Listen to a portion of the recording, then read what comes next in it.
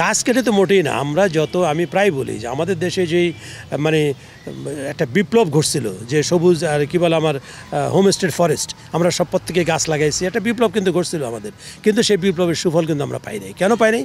আমরা যে পরিমাণ গাছ লাগাইছি তার চেয়ে বেশি আমরা কেটে ফেলছি। উন্নয়ন আমাদের প্রয়োজন আছে, কিন্তু উন্নয়ন করতে গিয়ে আমরা অনেক গাছ কেটে ফেলছি। যারা এই পরিকল্পনা করছেন তারা কিন্তু দুইটাকে সমন্বয় করে কিন্তু এটা করতে পারতেন, কিন্তু তারা এক চোখা নীতিতে বিশ্বাসী ছিলেন বলে সমস্ত গাছ কেটে ওইসব ভৌত অবকাঠামো নির্মাণ করছেন।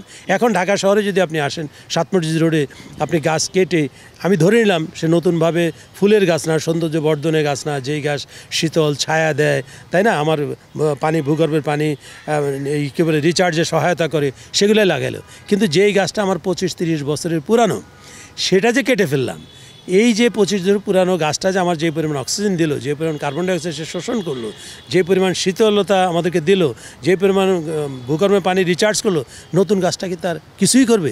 সে কিছুই করবে না। তাকে ওই জায়গায় আবার যাইতে হলে আরও 25-30 বছর লাগবে। তার মানে আমরা আমাদের ভবিষ্যৎ প্রজন্ম এটার ফল কিন্তু খুবই বিরূপভাবে ভোগ করবে।